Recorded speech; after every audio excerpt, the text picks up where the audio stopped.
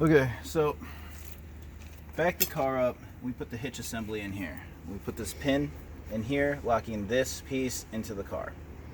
Then got it underneath this section. This is back. You drop the hitch receiver onto the hitch ball. Then this piece should slide forward, and it should slide forward pretty freely like that. Sometimes you give a little tap if it gets stuck so you don't have to move things around. You can move the truck forward and backwards slightly, because if the ball's to the back, this might get jammed up, or if it's too far forward, usually if it's too far back. So as far as the load distribution, these bars, you'll take your bar and say it's not installed right now, hitch it up just like this, and keep your weight on your jack here, but then take this bar and bring it underneath this piece of your frame. And then if you take your chain and you put it up, straight up, that's basically where you want this piece, which is for linking the chain, taking it like that, right? So that's pretty much directly above, maybe just slightly back, a little hair. It's not gonna make that much of a difference. This piece will go right over, and then this bolt will tighten it onto the frame. So show that bolt from the rear right here. This bolt, so that's it. This piece just goes on where this chain lines up, and this bolt gets tightened. And that's how you install this piece. Now, in order to tighten it up, you still want the weight on your jack a bit. And you want to basically put this chain as high as you can by hand while you have this down.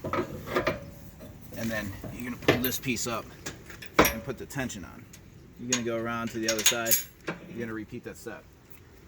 That's all it's going to take to get your load distribution.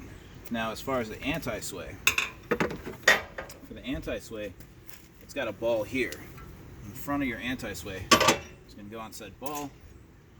This little cotter pin dealy is going to go in here. If I can get it any which way. And that's going to lock that onto that ball. Now on the back, this is probably your only challenge. This piece, depending on which one you have, it's probably going to be like center this bar and then figure out where this back section goes. So you turn this thing on and off by adjusting this screw.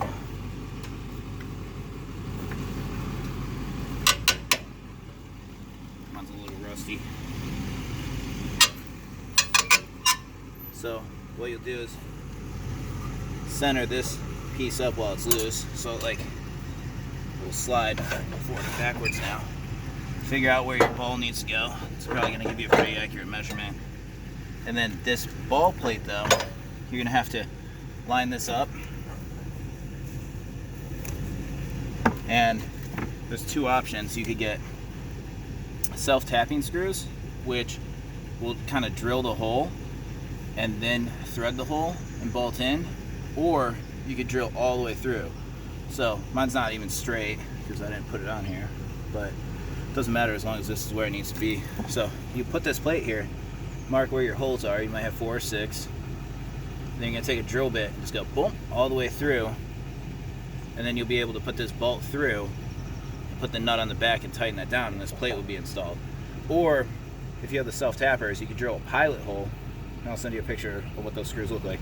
Drill a pilot hole, and you usually want an impact for that, so I would probably recommend having the through bolts because you can't really mess that up. But you drill a pilot hole probably for a bolt this size, and then you would have the self-tapper drill through, and then it would thread. But a more reliable way would be drill all the way through, layer 1, layer 2, put a nut on the back, probably a lock washer and a nut, and then tighten it down. So that piece would be bolted on. To install that at that point, it's just that pin down. This pin's all bent up. Just put that on, and that's gonna be installed. Then you basically just tighten it more or less however you like it. So I just get mine a few good turns. Now on the far side, to finish this, of course, you're gonna take your 7-pin connector, you're gonna plug it into your truck. That's pretty self-explanatory. It only goes in one way. Make sure it goes on there well, and then the lid usually goes down on a little piece, so it shouldn't pull back out. So like the lid has a little hook that will hook the back of the connector. And you take your chains, you cross them, and you hook them on your truck wherever it has a spot for that. So if your chain's too long, twist the chain, and the chain will get shorter and shorter. And if you need it longer, you just make sure that the lengths aren't crossed. So you do that, hook those up. Then your brake cable, emergency brake cable. I mean, you can tie this around however you want, create a loop like this, put it on something. This needs to attach to the vehicle somehow. I usually just put it on my chain hook like that. I don't know if that's the best way to do it, but it gets it done. Then you take your trailer cable, and I like this style pin for this guy because you're able to put this through here, and you can put your emergency brake cable and your power cable inside this, and it kind of traps it up top so it doesn't end up getting all in the mix in the bottom.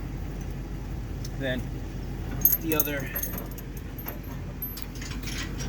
load control bar hook up in here.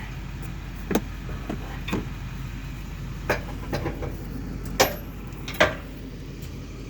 the pin in it, and that's basically how you rig it. You lift your jack up all the way, make sure it's nice and clear,